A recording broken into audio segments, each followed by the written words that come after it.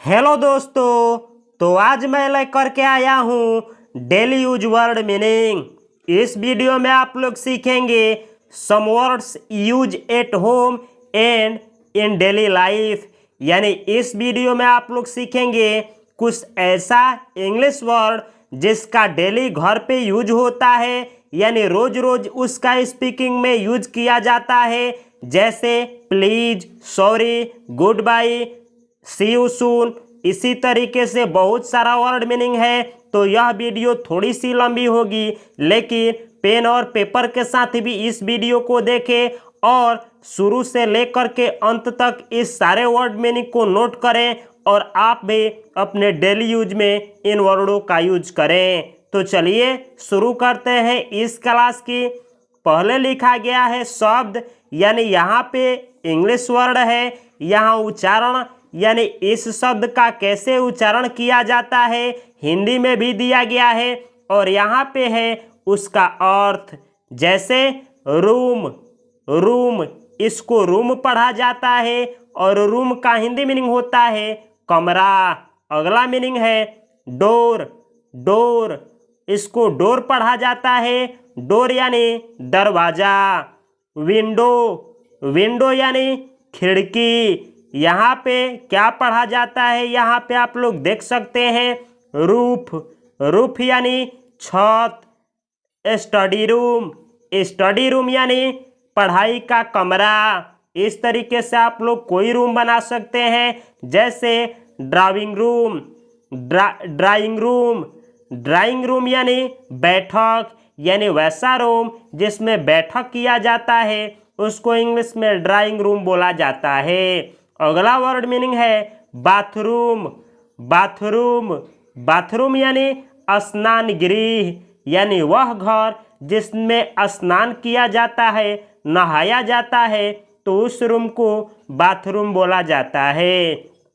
अगला word meaning है bedroom, bedroom, bedroom यानी सोने का कमरा, यानी वह रूम जिसमें आप सोते हैं उसको बेडरूम बोला जाता है। आगे लिखा गया है अगला वर्ड मीनिंग है किचन, किचन यानी रसोई घर, यानी जिसमें खाना बनता है उसको किचन बोला जाता है। अगला वर्ड मीनिंग है लैट्रीन, लैट्रीन यानी शौचालय, यानी वह रूम जिसमें शौच किया जाता है या जिसमें पैखाना किया जाता है उसको लैट्रिन बोला जाता है। अगला वर्ड मीनिंग है यूरिनल, यूरिनल यानी पेशाब घर, यानी वह रूम जिसका यूज पेशाब करने के लिए किया जाता हो उसको यूरिनल बोला जाता है। अगला वर्ड मीनिंग है साल्ट, साल्ट यानी नमक, यानी जो आप भोजन में नमक खाते हैं उसको इंग्लिश में साल्ट बोला जाता है। अगला वर्ड मीनिंग है शुगर, शुगर यानी चीनी। अगला वर्ड मीनिंग है न्यूज़पेपर, न्यूज़पेपर इसको पढ़ा जाता है। यहाँ पे आप लोग हिंदी में भी देख सकते हैं न्यूज़पेपर।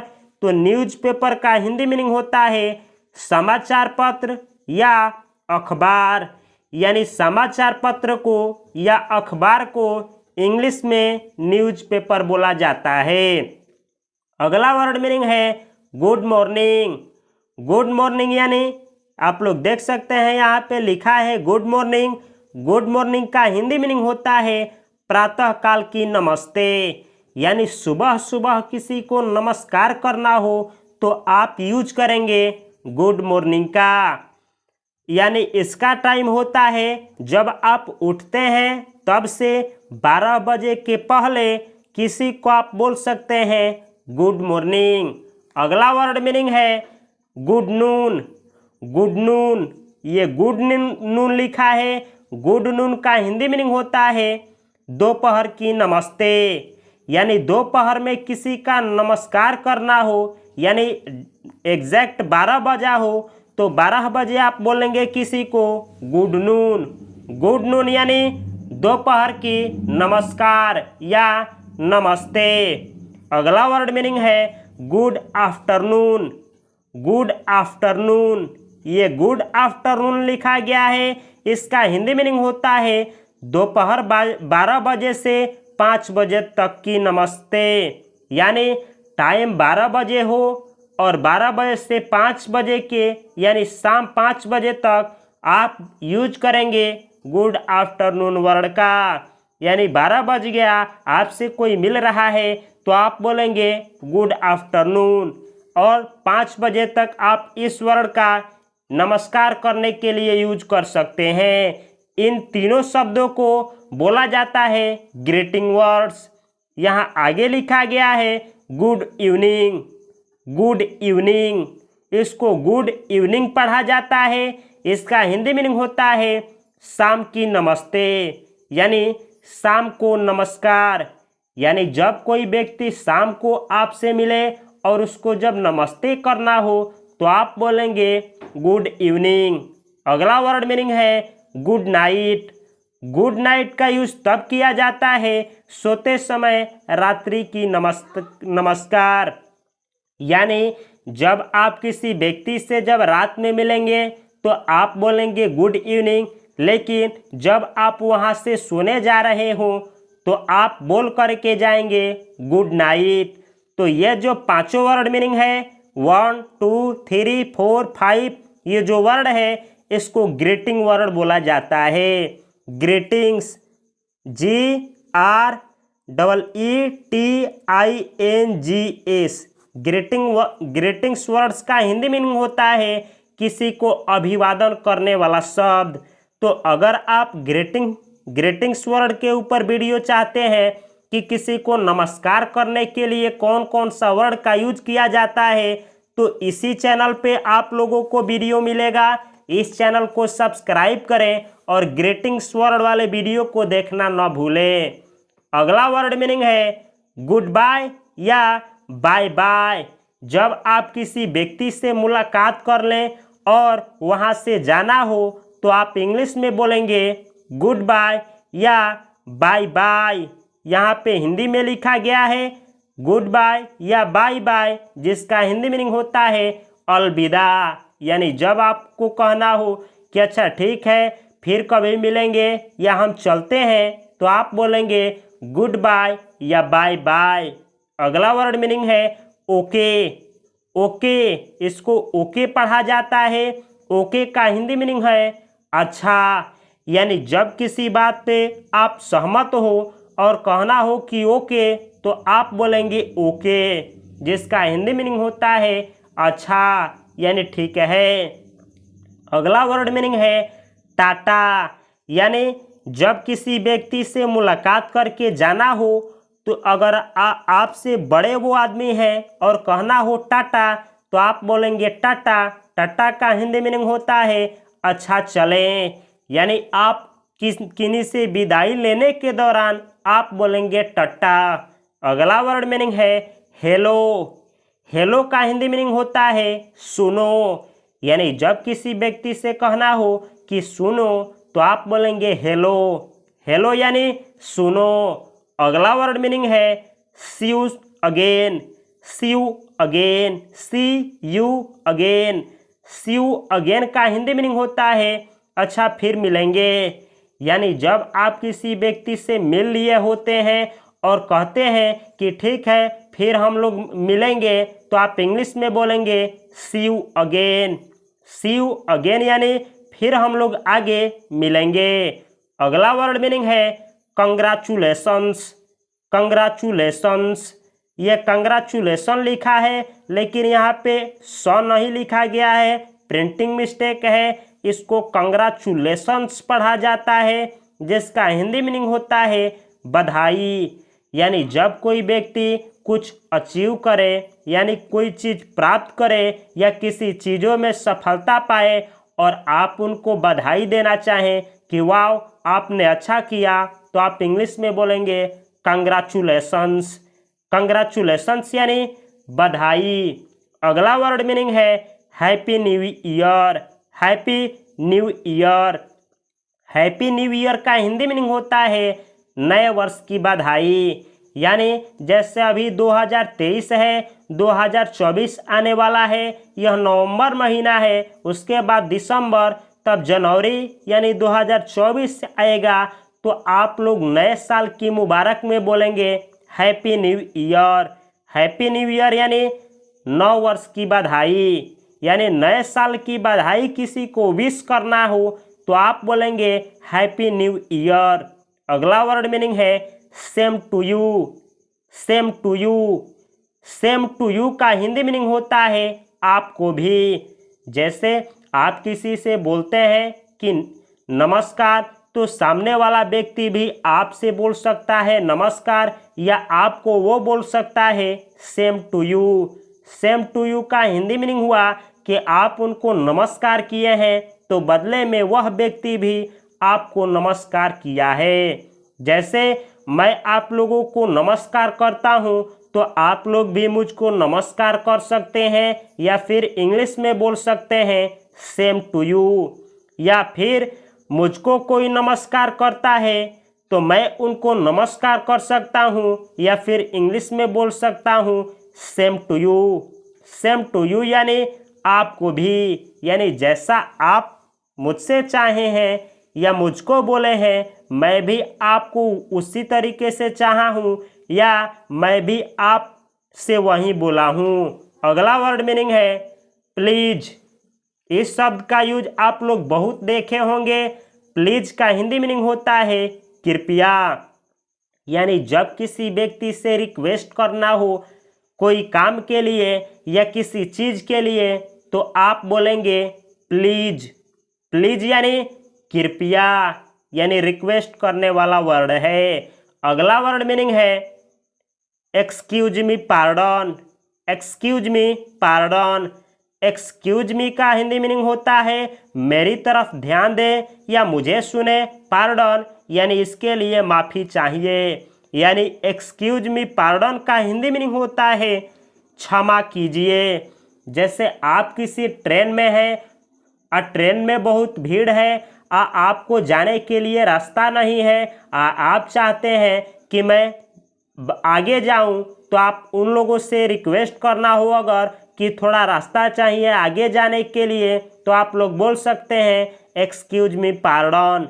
एक्सक्यूज मी पार्डन का हिंदी मीनिंग होता है क्षमा कीजिए, यानी मैं माफ़ी चाहता हूँ, मेरे बातों को आप सुनिए और उस पर कुछ अमल करिए। यानी बड़ी मिस्टेक अगर आप किसी के साथ करते हैं, कोई ब्लंडर मिस्टेक हो जाता है आपसे, या कोई किसी व्यक्ति के साथ कुछ ऐसा कर देते हैं जो कि नहीं करना चाहिए, तो अगर आपको अफसोस होता है तो आप इंग्लिश में बोल सकते हैं excuse me pardon. Excuse me pardon यानी क्षमा कीजिए, यानी माफ़ी मांगने के लिए इस सेंटेंस का यूज किया जाता है। अगला सेंटेंस है थैंक्स या थैंक यू। यहाँ पे थैंक्स है, यानी थैंक एक वर्ब भी होता है, ये वर्ब नहीं है, यहाँ पे वर्ब के रूप में यूज किया गया है। थैंक्स या थैंक यू, इन दोनों का हिंदी मीनिंग होता है आपका धन्यवाद। इस वर्ड का यूज तब किया जाता है जब कोई इंसान आपको या किसी व्यक्ति को मदद करे। कोई इंसान शारीरिक रूप से या मानसिक रूप से किसी को नुकसान ना पहुंचाए बल्कि उसकी मदद करे, तो आप बोलेंगे थैंक यू या थैंक्स।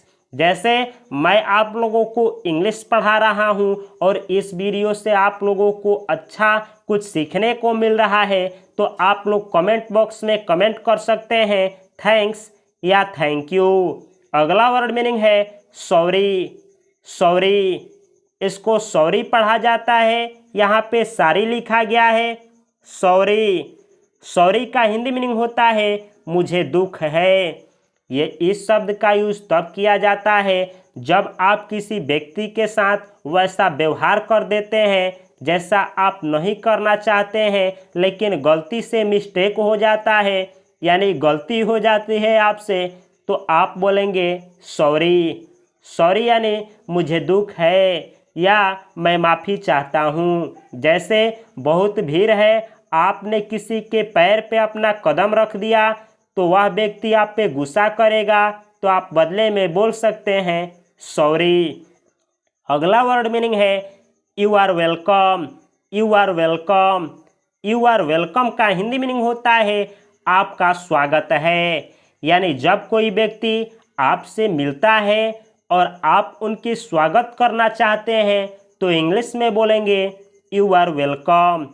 यू आर वेलकम यानी आपका स्वागत है। इस सेंटेंस का यूज आप किसी लड़की या लड़का या स्त्री या पुरुष या कोई भी हो उनकी स्वागत के लिए आप इंग्लिश में यूज करेंगे यू आर वेलकम यानी आपका स्वागत है।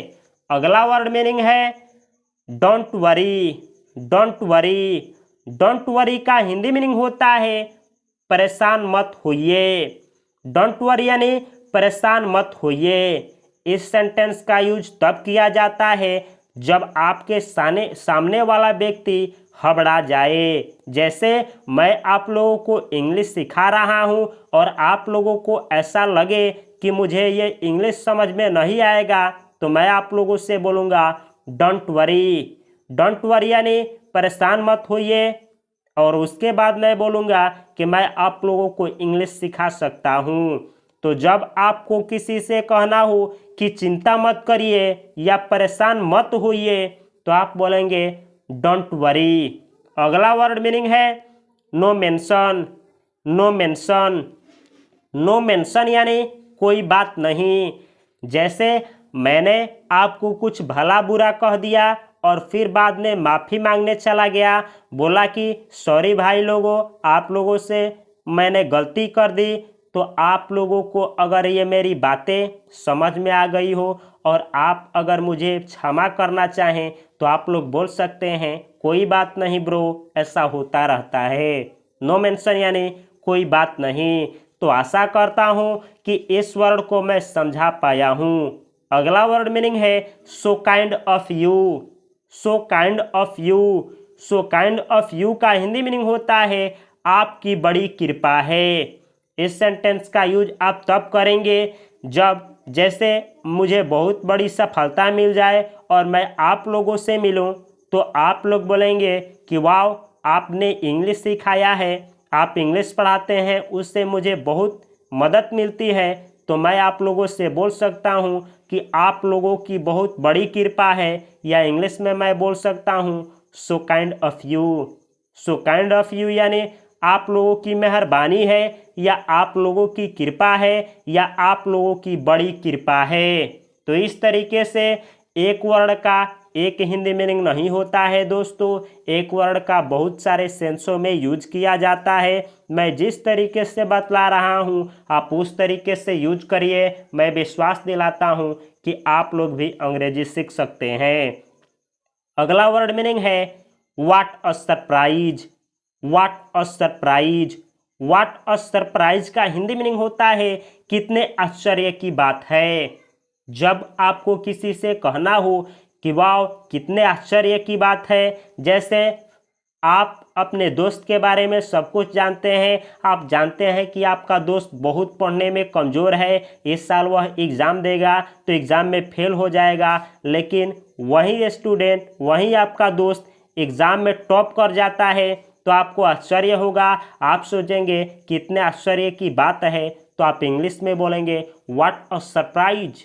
व्हाट अ सरप्राइज यानी कितने आश्चर्य की बात है। अगला वर्ड है after you. After you. After you का हिंदी मीनिंग होता है पहले आप। पहले आप यानी इस शब्द का यूज तब किया जाता है जैसे मैं और आप लोग हम दोनों एक साथ हैं और कहीं पे खाना खाने गए, तो अगर मुझको कहना हो कि पहले आप खाइए तो मैं बोलूँगा आफ्टर यू, या आप मुझसे कहें कि पहले आप खाइए तो आप बोलेंगे इंग्लिश में after you.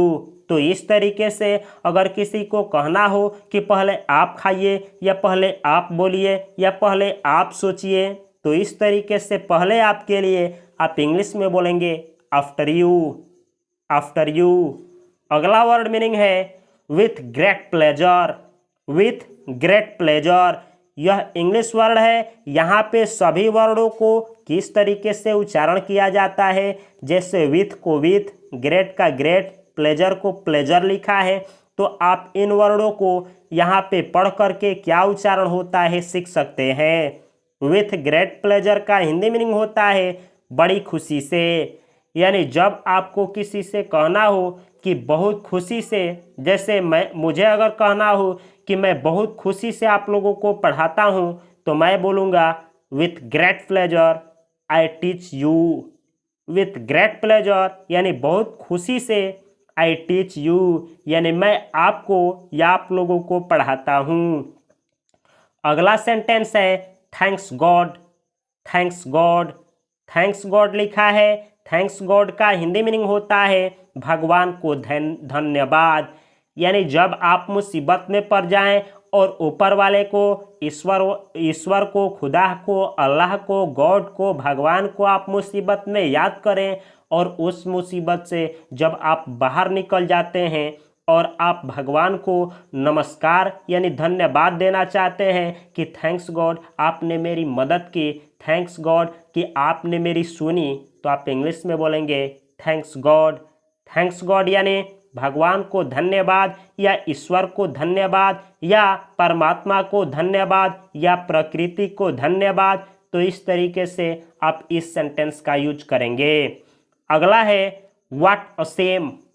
What a same, what a same लिखा गया है यहाँ पे हिंदी में। व्हाट अ सेम का हिंदी मीनिंग होता है कितने शर्म की बात है, कितने शर्म की बात है। इस सेंटेंस का यूज आप तब करेंगे जब आपका दोस्त हो या कोई इंसान हो कुछ ऐसा हरकत कर देता है जो शर्म वाली बात हो। जैसे आपका दोस्त ही है और आपको उस पर पूरा अच्छा विश्वास है, लेकिन आपके साथ वो विश्वासघात कर देता है तो आपको बहुत बुरा फील होगा। तो आप इंग्लिश में बोलेंगे कि कितनी शर्म की बात है कि मेरा दोस्त ने मेरा साथ ऐसा किया। तो केवल इतना बोलने के लिए कि कितने शर्म की बात है, तो आप इंग्लिश में बोलेंगे what a same. What a same यानी कितनी शर्म की बात है। अगला सेंटेंस है my goodness. My goodness, my goodness यहाँ पे हिंदी में भी लिखा गया है। माय गुडनेस का हिंदी मीनिंग होता है अरे मेरे भगवान। यानी जब आपको भगवान को याद करना हो और कहना हो कि हे भगवान, हे ईश्वर मेरी मदद करें, अरे मेरे प्रभु मेरा मदद करें, तो जब कहना हो कि अरे मेरे भगवान, आप इंग्लिश में बोलेंगे माय गुडनेस। माय गुडनेस यानी अरे मेरे भगवान। अगला वर्ड मीनिंग है जो कि बहुत यूज किया जाता है hurry up please. Hurry up please, hurry up ये फ्रेजल वर्ब है। अगर आप फ्रेजल वर्ब सीखना चाहते हैं तो इसी चैनल पे फ्रेजल वर्ब के ऊपर वीडियो अपलोड किया गया है। हरी अप प्लीज का हिंदी मीनिंग होता है जल्दी कीजिए। जब आप किसी व्यक्ति से कहना हो कि जल्द काम करिए, जैसे मैं आप लोगों को कुछ याद करने को दे देता हूँ और मुझे कहना हो कि जल्द सुनाइए, तो मैं इंग्लिश में बोलूँगा hurry up please. Hurry up please यानी जल्दी कीजिए, यानी जो काम आप पे थोपा गया है उसको जल्दी कीजिए। तो जब आपको किसी पे काम थोपे हो और कहना हो कि जल्द करिए, तो आप बोलेंगे hurry up please. Hurry up please यानी जल्द कीजिए। अगला वर्ड मीनिंग है वंडरफुल। वंडरफुल यह एडजेक्टिव है। वंडरफुल एडजेक्टिव है। वंडरफुल का यूज तब आप करेंगे जब कहना हो आश्चर्यजनक, यानी जब आपको आश्चर्य हो। जैसे अगर आप इस वीडियो को एक बार में ही देखते हैं और सारी सेंटेंसों को एक ही बार में सीख जाते हैं और पहली बार इंग्लिश सीख रहे हैं, तो किसी भी व्यक्ति को आप पे आश्चर्य होगा, तो वह व्यक्ति या मैं आप लोगों पे बोल सकता हूँ इंग्लिश में वंडरफुल। वंडरफुल यानी वाव, आश्चर्य हुआ कि आप लोगों ने इस पूरे वीडियो के पूरे वर्ड मीनिंग को एक ही बार में याद कर लिया। तो जब आपको आश्चर्य हो तो आप इंग्लिश में बोलें वंडरफुल। वंडरफुल यानी आश्चर्यजनक। अगला सेंटेंस है nothing more. Nothing more, nothing more यहाँ पे हिंदी में लिखा हुआ है। नथिंग मोर का हिंदी मीनिंग होता है और कुछ नहीं। नथिंग मोर यानी और कुछ नहीं। जैसे आप पात में खाना खाने बैठे हैं और जो पात में आपको खाना व्यक्ति चला रहा है वह आपसे पूछता है कि कुछ और लेंगे आप, तो आप बोलते हैं कि और कुछ नहीं, यानी मुझको और कुछ नहीं चाहिए।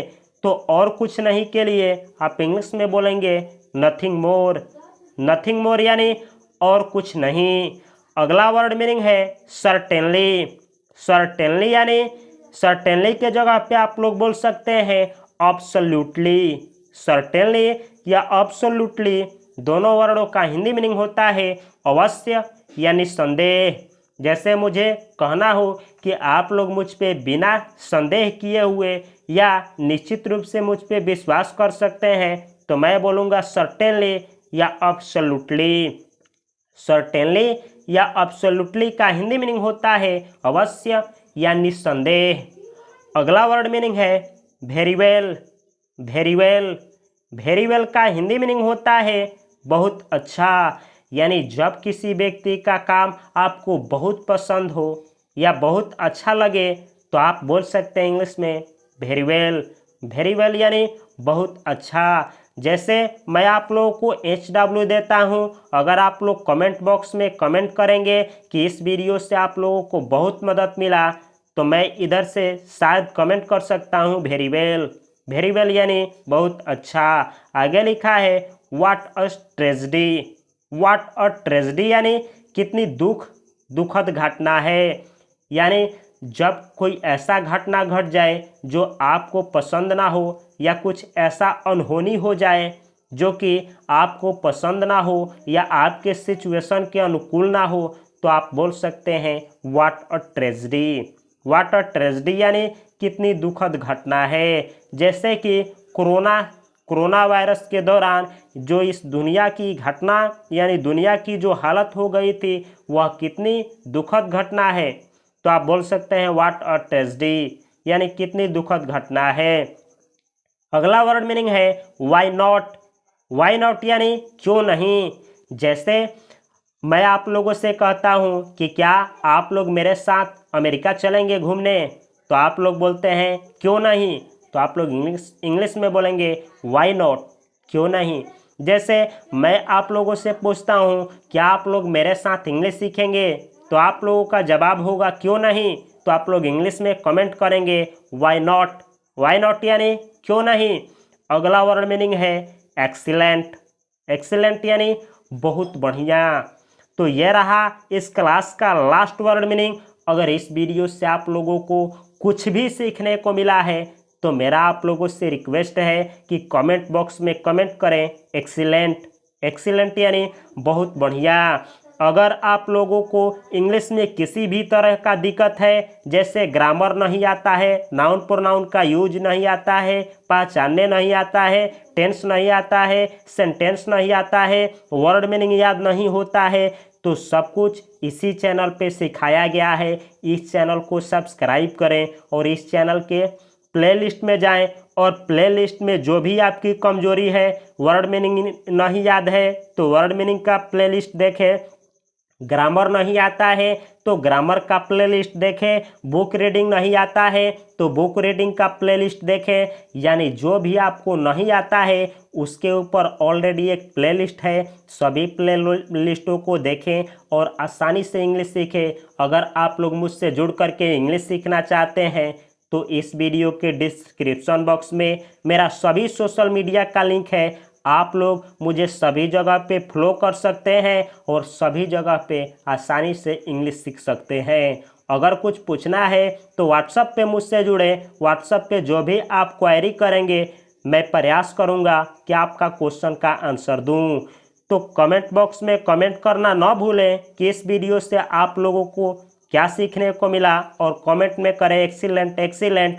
मैं मिलता हूं अगले वीडियो में, तब तक के लिए आप लोगों को और आप लोगों के पूरे परिवार को मेरी तरफ से हार्दिक शुभकामनाएं। नमस्कार, जय हिंद।